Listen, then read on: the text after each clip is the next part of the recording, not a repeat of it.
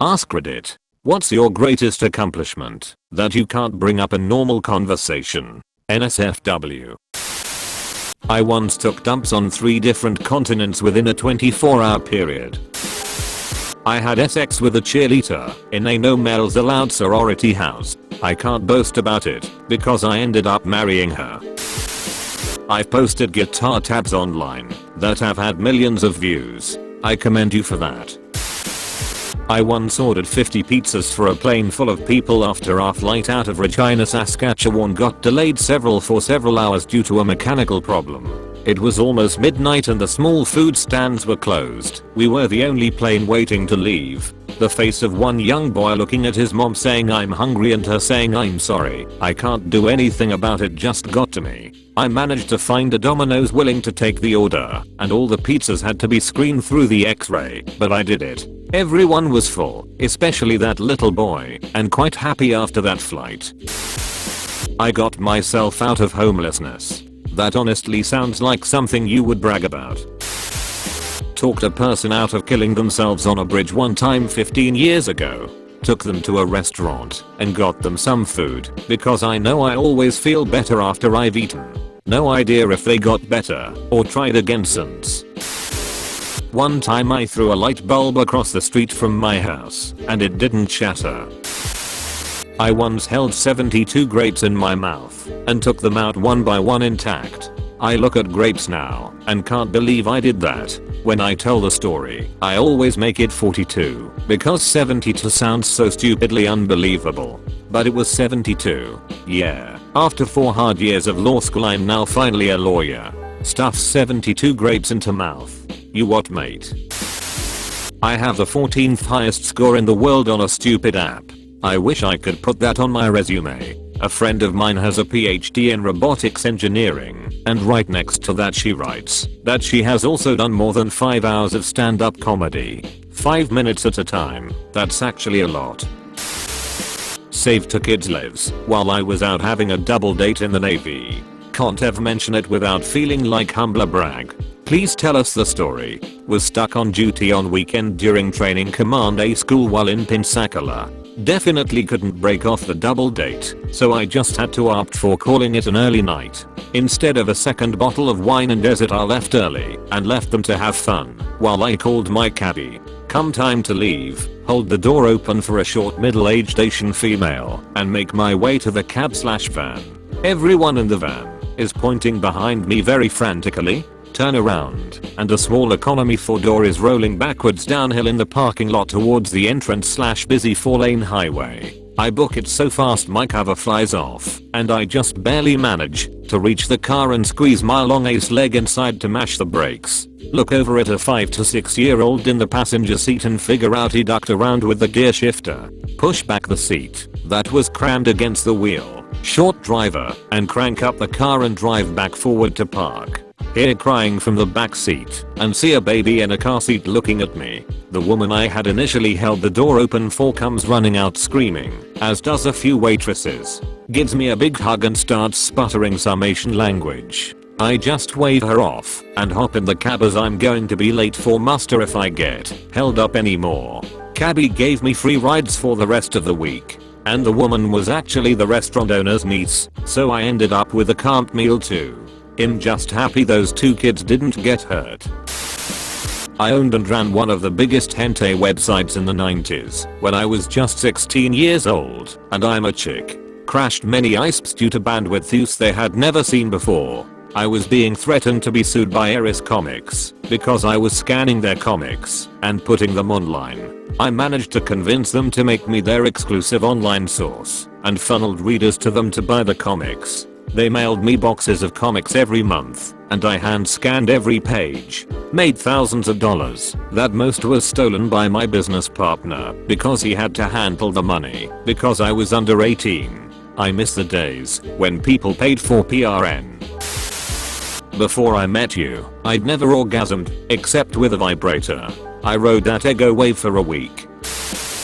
I invented Counter-Strike surf maps. They got so popular that you can see pros playing them in between matches at big CS, geo competitions. In fact, there was a post on the front page a few weeks ago of someone playing a surf map on a laptop at a nightclub. I didn't make that exact level, but I have made a ton of them back in the day. Such great memories. Any of you OGs on Reddit?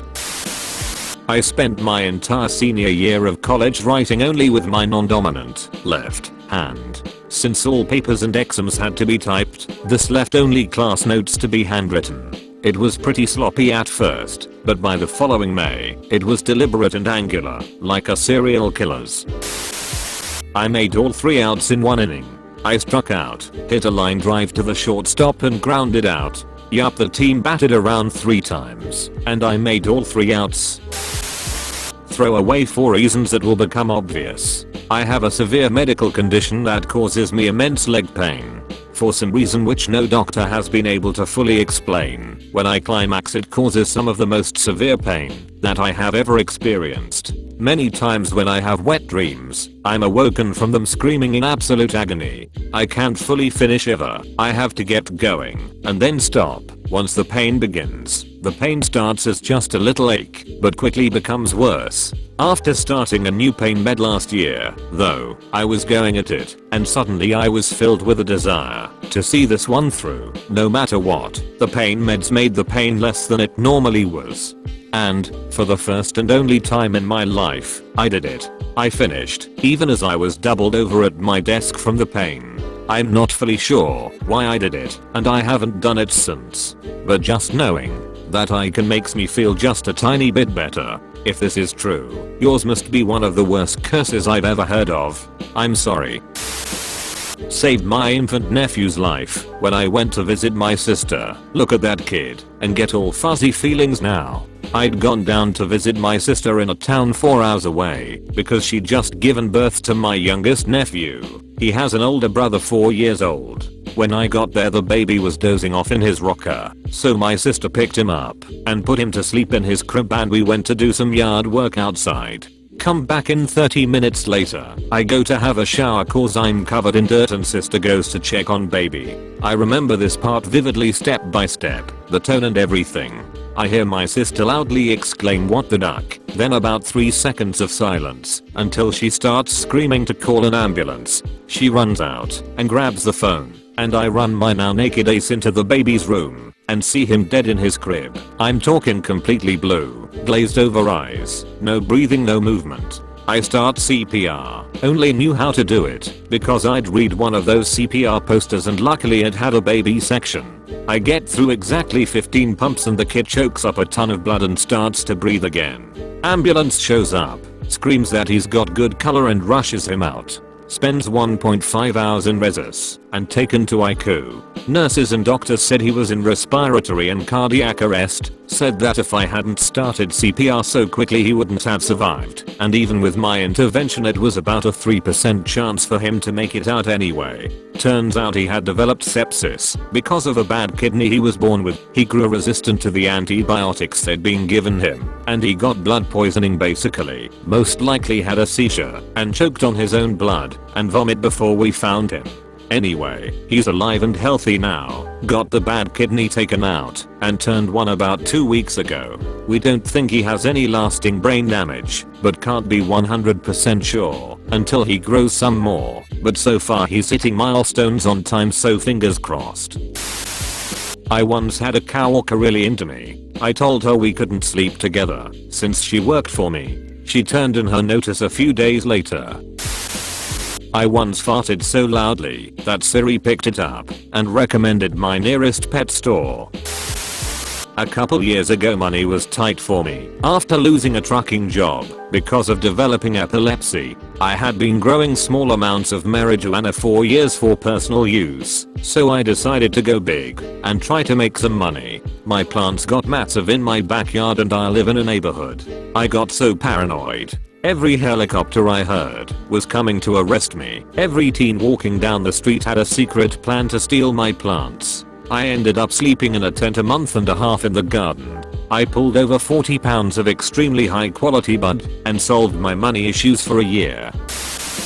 When we were kids, we would try to throw our snack foods into the cleavage gap in girls' shirts without them knowing, as any 12-year-old would do. I managed an incredible long shot by hucking a goldfish in the air from across our cafeteria, and it landed perfectly into a girl's shirt. She then confirmed my shot inadvertently by taking it out and eating it. Duck in ballsy. I created an account to get dudes to moon me over Reddit, and it has worked on a few occasions. I'm 6 years clean from heroin this month. I don't have many conversations about heroin and don't care to bring it up. Lied about my 23andMe result to convince my racist grandparents that they are about 30% Mexican. They still haven't gotten over it. Caused a couple of 70-year-olds to have an identity crisis. LMFAO, I love it. Yeah, they didn't understand how the test worked at all. So basically whatever I told them they just took as truth. I was like, yeah, it said 30% from your guy's side. And of course they couldn't understand how that could be, and I didn't even bother trying to make up a plausible explanation. My grandma mentioned that she had an uncle that looked Mexican, and my grandpa insisted he'd seen pictures of all his relatives and none of them were dark. Lots of finger pointing and evaluating, lol. I shot a lighter off a trash can with a BB gun drunk as duck at 3 AM. First try to win a Percocet. How's the weather in West Virginia? When I was a kid I won a set of tickets to an NSYNC concert. Reasons I don't talk about it. It's NSYNC. I had to sing an NSYNC song to win the tickets. Admitting the above means I'm admitting I used to be an NSYNC fan. My mother actually forced me to sing for the radio contest. I didn't want to do it at all because I was way too shy and overwhelmed by all of the screaming women. I'm pretty sure the real reason I won those tickets was because the radio DJ wanted to duck my mom. The DJ might have ducked my mom. Those bullet points got progressively darker, my dude. My older brother was bothering me and we were shooting at each other with Nerf guns. Eventually he went out of my room, only to leave the door barely open while just standing there, staring. I picked up my Nerf gun again. Him being confident I can't possibly shoot him through that tiny crack, he didn't flinch. I aimed and pulled the trigger. I hit in his mouth. He was basically biting down on it. He was in shock. I was laughing. He never underestimated my aim again.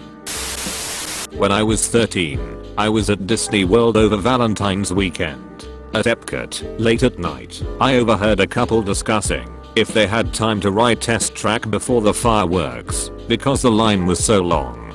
They seemed really frazzled and stressed by it. I had 2 fast passes for it since my dad doesn't like to ride it, so we always get 2 and I can ride twice. I was a shy kid, but I quietly walked up to them and handed them the passes without a word. They seemed really confused, but once they realized what was up, thanked me over and over. I just practically ran over to another ride and felt really awkward about. Now I just look back and hope I helped them have a better Valentine's Day. From 7th to 9th grade, I was in a school for people with learning and emotional difficulties. Mid 9th grade, I decided that I wanted a normal high school experience. I wanted to feel normal. I fought for it and got what I wanted. The teachers didn't think I would make it. One even said to my dad, "See you in a couple months." Total ace-hole, right? They didn't think I'd last through high school in a regular mainstream environment. They were ducking wrong. I graduated from a regular high school in 2014, and I'm getting my bachelor's degree in 4 days. I don't know what's in store for the future other than college loan debt, but I'm so proud of myself just for getting this far, especially when so many people didn't think I could. Back in 4th grade I taught a friend how to run. He literally had no idea how to run and was afraid to try. Later he became one of the fastest runners in our school and completely denied learning how to run from me. Oh well.